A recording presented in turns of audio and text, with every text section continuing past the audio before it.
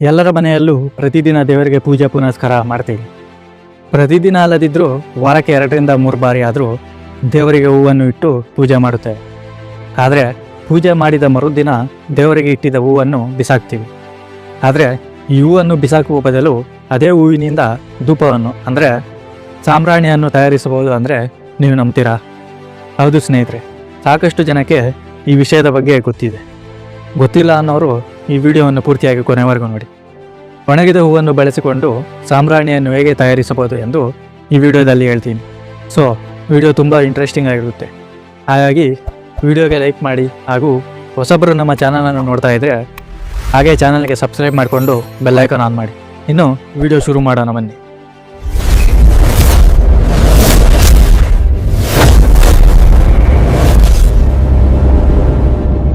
ಒಣಗಿರುವಂತಹ ಹೂವನ್ನು ಬಳಸಿಕೊಂಡು ಮನೆಯಲ್ಲೇ ಸಾಂಬ್ರಾಣಿಯನ್ನು ಹೇಗೆ ತಯಾರಿಸುವುದೆಂದು ನೋಡೋಣ ಬನ್ನಿ.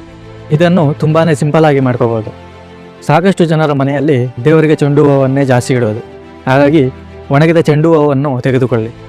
ಅದರ ಜೊತೆಗೆ ಸ್ವಲ್ಪ ಒಣಗಿದ ರೋಸ್ ಹೂವನ್ನು ಸಹ ತೆಗೆದುಕೊಳ್ಳಿ. ಬರೀ ಚೆಂಡು ಹೂವು, ರೋಸ್ ಮಾತ್ರನೇ ಅಲ್ಲ, ಯಾವ ಹೂವು ಬೇಕಾದರೂ ನೀವು ತೆಗೆದುಕೊಳ್ಳಬಹುದು.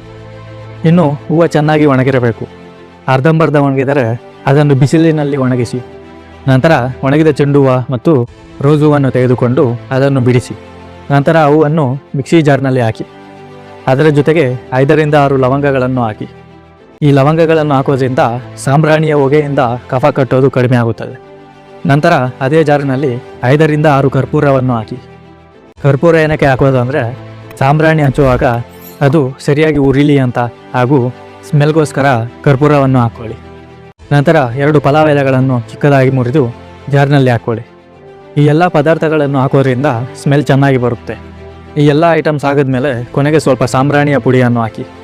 ಆಮೇಲೆ ಸ್ವಲ್ಪ ನೀರಾದರೂ ಹಾಕ್ಕೊಳ್ಳಿ, ಇಲ್ಲ ರೋಸ್ ವಾಟರನ್ನಾದರೂ ಆ್ಯಡ್ ಮಾಡಿಕೊಂಡು ಮಿಶ್ರಣವನ್ನು ಚೆನ್ನಾಗಿ ನುಣ್ಣಗೆ ರುಬ್ಬಿದ ನಂತರ ಆ ಮಿಶ್ರಣವನ್ನು ಒಂದು ಪ್ಲೇಟ್ನಲ್ಲಿ ತೆಗೆದುಕೊಳ್ಳಿ. ಅದಕ್ಕೆ ಸ್ವಲ್ಪ ನೀರು ಅಥವಾ ರೋಸ್ ವಾಟರ್ ಹಾಕಿ ಚಪಾತಿ ಹಿಟ್ಟಿನ ರೀತಿಯಲ್ಲಿ ಸ್ವಲ್ಪ ಗಟ್ಟಿಯಾಗಿ ಕಲಸಿದ ನಂತರ ನಿಮಗೆ ಯಾವ ಶೇಪ್ ಬೇಕೋ ಆ ಶೇಪ್ಗೆ ಮಾಡಿಕೊಳ್ಳಿ.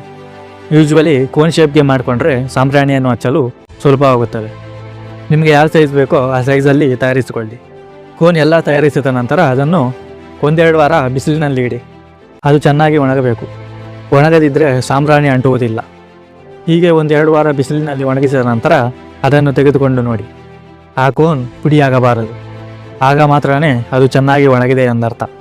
ನಂತರ ಸ್ಯಾಂಪಲ್ಗೆ ಒಂದು ಕೋನನ್ನು ತೆಗೆದುಕೊಂಡು ಅದನ್ನು ಹಚ್ಚಿ ನೋಡಿ. ಅದು ಸರಿಯಾಗಿ ಉರಿದ್ರೆ ಅದು ಸರಿಯಾಗಿ ಒಣಗಿದೆ ಎಂದರ್ಥ. ಒಂದು ವೇಳೆ ಅದು ಉರಿಯಲಿಲ್ಲ ಅಂದರೆ ಅದು ಒಣಗಿಲ್ಲ ಎಂದರ್ಥ. ಹಾಗಾಗಿ ಚೆನ್ನಾಗಿ ಒಣಗಿಸಿದ ನಂತರವೇ ಅದನ್ನು ತೆಗೆದುಕೊಂಡು ಹಚ್ಚಿ. ಎಲ್ಲ ಕೋನ್ ಒಣಗಿದ ಮೇಲೆ ಅದನ್ನು ನಿಮ್ಮ ದೇವರ ಮನೆಯಲ್ಲಿ ಇಟ್ಕೊಳ್ಳಿ.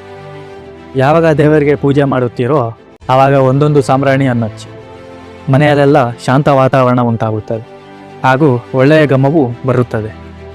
ಈ ರೀತಿಯಾಗಿ ದೇವರಿಗೆ ಇಟ್ಟಿದ್ದ ಹೂವನ್ನು ಬಿಸಾಕದೆ ಅದರಿಂದ ಸಾಂಬ್ರಾಣಿಯನ್ನು ತಯಾರಿಸಬಹುದು.